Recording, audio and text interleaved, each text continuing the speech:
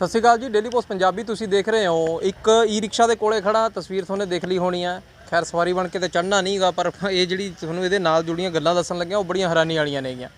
ਲੁਧਿਆਣੇ ਸ਼ਹਿਰ 'ਚ ਤੁਸੀਂ ਕਈ ਚੱਲਦੇ ਫਿਰਦੇ ਦੇਖ ਲਏ ਹੋਣੇ, ਕਈ ਖਰੀਦਣ ਵੀ ਵਾਗੇ ਹੋਣੇ। ਖੈਰ ਖਰੀਦ ਲੈਣੇ ਚਾਹੀਦੇ ਨੇ ਜੇਕਰ ਕਿਸੇ ਨੂੰ ਲੋੜ ਹੈ। ਪਰ ਇਹ ਥਾਣਾ ਮਲੋਆ ਖੜੇ ਆ ਚੰਡੀਗੜ੍ਹ, ਜਿੱਥੇ 14 ਈ ਰਿਕਸ਼ਾ ਨੇ। ਬੰਦੇ ਤੁਸੀਂ ਦੇਖੋ कि ਇਹ ਸਾਰੇ ਚੋਰੀ ਦੇ ਨੇ ਤੇ ਉਹਨਾਂ ਦੀ ਬੰਦੇ ਦੇ ਦਿਮਾਗ ਦੇਖੋ। ਇੱਕ ਦੀਪ ਕਰਕੇ ਆ ਕੋਈ ਤੇ ਇੱਕ ਜਿੰਦਰ, ਦੋ ਇਹ ਅਕਿਊਜ਼ਡ ਫੜੇ ਨੇ। ਦੋ ਕਹਿੰਦੇ ਹਜੇ ਭਾਲ ਹੈਗੀ ਦੋਵਾਂ ਦੀ, ਤੇ ਹੋਰ ਈ ਰਿਕਸ਼ੇ ਵੀ ਬਰਾਮਦ ਹੋ ਸਕਦੇ ਨੇ। ਇਹ ਕਰਦੇ ਕੀ ਸੀ ਕਿ ਚੰਡੀਗੜ੍ਹ ਪਹਿਲਾਂ ਇਹਨਾਂ ਦੀ ਰੈਕੀ ਕਰਦੇ ਸੀ, ਫਿਰ ਇਹਨਾਂ ਨੂੰ ਬਾਏ ਰੋਡ ਹੀ ਜਿਹੜਾ ਕਿ ਲੁਧਿਆਣੇ ਲੈ ਜਾਂਦੇ ਸੀ। ਪਹਿਲਾਂ ਤਾਂ ਤੁਸੀਂ ਹਿੰਮਤ ਦੇਖੋ ਕਿ ਆਖਰ ਈ ਰਿਕਸ਼ਾ ਨੂੰ ਪਹਿਲਾਂ ਚੱਕਣਾ, ਕਿਉਂਕਿ ਆਮ ਤੌਰ 'ਤੇ ਅਸੀਂ ਦੂਜੀਆਂ ਚੋਰੀਆਂ ਬਹੁਤ ਦੇਖੀਆਂ ਨੇ, ਪਰ ਈ ਰਿਕਸ਼ੇ ਦੀ ਚੋਰੀ ਨਹੀਂ ਅਜੇ ਤੱਕ ਸੁਣੀ ਸੀ, ਉਹ ਵੀ ਐਡੀ ਵੱਡੀ ਗਿਣਤੀ 'ਚ। ਉਲਟਾ ਇਹ ਵੀ है कि सिर्फ ये नहीं है कि ई रिक्शे चोरी कर ले तो आपदे बेच ले, पैसे बट ले, बल्कि आपदी दुकानदारी चलाई हुई सी पूरी।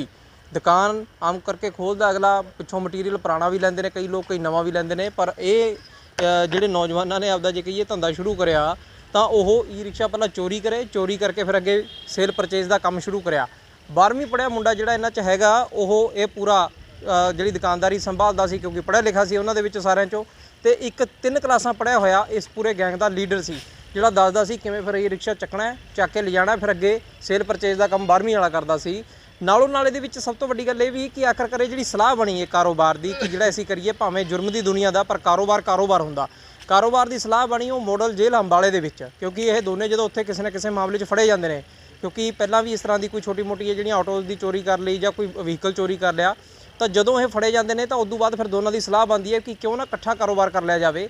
ਤਾਂ ਪੁਲਿਸ ਇਹ ਵੀ ਦੱਸਦੀ ਹੈ ਕਿ ਸਿਰਫ ਇਹ 14 ਈ ਰਿਕਸ਼ਾ ਨਹੀਂ, ਬਲਕਿ ਹੋਰ ਵੀ ਈ ਰਿਕਸ਼ਾ ਨੇ ਜਿਹੜੇ ਬਰਾਮਦ ਹੋ ਰਹੇ ਨੇ ਇਹਨਾਂ ਤੋਂ, ਜਿਹਦੀ ਗਿਣਤੀ 14 ਕੀ 20 ਤੋਂ ਵੀ ਜ਼ਿਆਦਾ ਕਿਤੇ ਨਾ ਕਿਤੇ ਹੋ ਸਕਦੀ ਹੈ।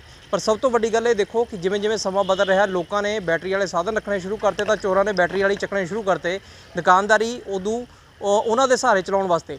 ਹੁਣ ਤੁਸੀਂ ਆਪ ਦੇਖ ਲਓ ਕਿ ਮਲੋਏ ਥਾਣੇ ਦੇ ਵਿੱਚ ਕਿਵੇਂ ਇੱਕ ਇੱਕ ਕਰਕੇ ਫੜੇ ਹੋਏ ਨੇ। ਬੇहद ਗਰੀਬ ਲੋਕ ਨੇ ਆਮ ਤੌਰ 'ਤੇ, ਜੇ ਕਹੀਏ ਕਿ ਕਈ ਰਿਕਸ਼ੇ ਛੱਡ ਕੇ ਚਲਾਉਣ ਲੱਗੇ, ਕਈ ਆਟੋ ਰਿਕਸ਼ਾ ਵਾਲੇ ਈ ਰਿਕਸ਼ਾ ਚਲਾਉਣ ਲੱਗੇ ਕਿ ਆਪਦੀ ਰੋਜੀ ਰੋਟੀ ਚਲਾਵਾਂਗੇ।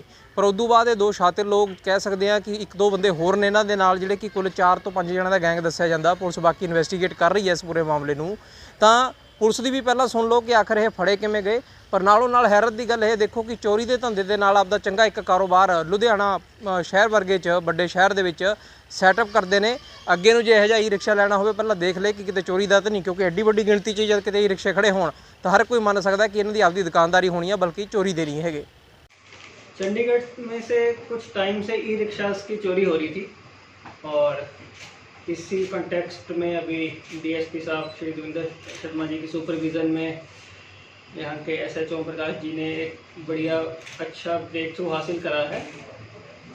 हमने 2 बंदे अरेस्ट करे हैं, लुधियाना से लेके आए हैं। दीप सिंह है और लैस दीप और जिंदर है, इन दोनों को लुधियाना से गिरफ्तार करा है हमने। सर बैकग्राउंड हाँ जी बता रहे हैं। इनसे हमें 14 ई रिक्शास मिली हैं और इनमें से 12 मुकदमे हमारे वर्कआउट हो गए हैं। इसमें हमारे PS मलोआ, PS तारा, 19, 26 मनी माजरा, सारंगपुर, मौली जागरा सब थानों के, और हमारी कुछ करीब 30-32 हैं टोटल इस ईयर की जो ई रिक्शा की थेफ्ट हैं। तो हमें उम्मीद है कि अभी थोड़ा इंटेरोगेशन से और भी इसमें से रिकवर हो जाएंगी। और जो इनका प्रीवियस क्रिमिनल रिकॉर्ड है, पहले भी ये जेल में रह चुके हैं इसी ऑटो थेफ्ट केसेस में। तो पहले अम्बाला जेल में रहे थे, अभी लुधियाना में गिरफ्तार करे थे, तो पहले भी इनके ऊपर मोटर व्हीकल थेफ्ट के केसेस दर्ज हैं इनके ऊपर। इनके ये टोटल 4 लोग हैं, अभी 2 हमने अरेस्ट करनी है, दीप सिंह और जिंदर। 2 और हैं इसमें, धीरज और सोनू। तो इसमें ये 3 लोग हैं, ये आके यहाँ पे रेकी वगैरह करते थे चंडीगढ़ एरिया में। जैसे इनको पता चलता था कि कोई ई रिक्शा वगैरह खड़ी है, तो ये अपने साथी दीप सिंह को बुलाते थे। दीप सिंह मेन इनका किंग पिन है जो पूरा प्लान करते थे। तो यहाँ पे ये आके अपना ई रिक्शा चोरी करके चला के लेके जाते थे वहाँ तक, लुधियाना तक बाकायदा। तो वहाँ पे इन्होंने दुकान खोली हुई है, तो वहाँ पे ये सेल वगैरह परचेज वो करते हैं, 20-25 हज़ार में बेच देते थे वहाँ पे किसी को। ਪੁਲਿਸ ਦੀ ਗੱਲ ਖੈਰ ਸੁਣ ਲਈ ਤੁਸੀਂ, ਕਿਉਂਕਿ ਕਾਗਜ਼ੀ ਕਾਰਵਾਈ ਸ਼ੁਰੂ ਹੋ ਚੁੱਕੀ ਆ। ਜੇਲ੍ਹ ਜਾਣਗੇ ਇਹ ਲੋਕ। ਉਹਦੇ ਨਾਲ ਹੀ ਇਹ ਈ ਰਿਕਸ਼ਾ ਨੇ ਜਿਹੜੇ, ਇਹ ਨਾ ਸਮਝੋ ਕਿ ਕਹਿਣ ਨੂੰ ਆ ਜਾਂਦਾ ਵੀ ਛੋਟਾ ਜਿਹਾ ਈ ਰਿਕਸ਼ਾ ਕੋਈ ਬਾਹਲੀ ਮਹਿੰਗੀ ਚੀਜ਼ ਨਹੀਂ।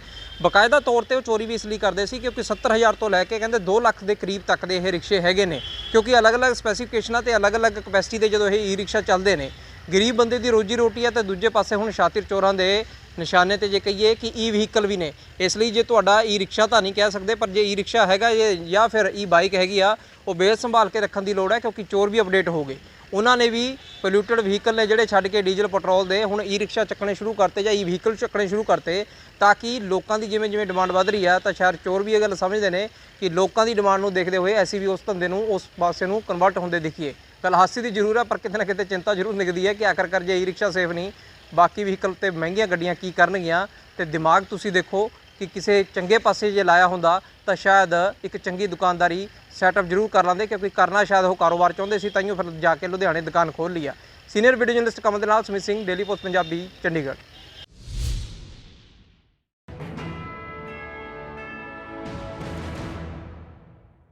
ਸਤਿ ਸ਼੍ਰੀ ਅਕਾਲ ਸਾਰਿਆਂ ਨੂੰ। ਪਿਰਾਮਿਡ ਈ ਸਰਵਿਸਿਜ਼ ਲਗਭਗ 1.5 ਸਾਲ ਬਾਅਦ ਇੱਕ ਵਾਰ ਫੇਰ ਤੋਂ ਕੈਨੇਡੀਅਨ ਐਜੂਕੇਸ਼ਨ ਫੇਅਰ ਕੈਨੇਡਾ ਸਿੱਖਿਆ ਮੇਲਾ ਲੈ ਕੇ ਆ ਰਿਹਾ ਹੈ, ਜਿਹਦੇ ਵਿੱਚ ਤੁਸੀਂ ਸ਼ਾਮਲ ਹੋ ਕੇ 25 ਕੈਨੇਡੀਅਨ ਯੂਨੀਵਰਸਿਟੀਜ਼ ਔਰ ਕਾਲਜਿਸ ਦੇ ਨੁਮਾਇੰਦਿਆਂ ਨਾਲ ਗੱਲਬਾਤ ਕਰਕੇ ਆਪਣੇ ਜਨਵਰੀ ਸੈਸ਼ਨ ਦੇ ਦਾਖਲੇ ਰਿਜ਼ਰਵ ਕਰ ਸਕਦੇ ਹੋ। ਸੀਟਸ ਲਿਮਿਟਿਡ ਹੈ, ਸੋ ਅਪਲਾਈ ਫਾਸਟ।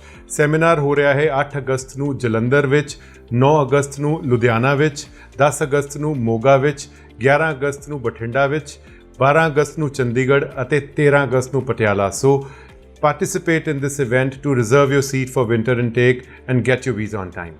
ਧੰਨਵਾਦ। Pyramid, visa for a better life.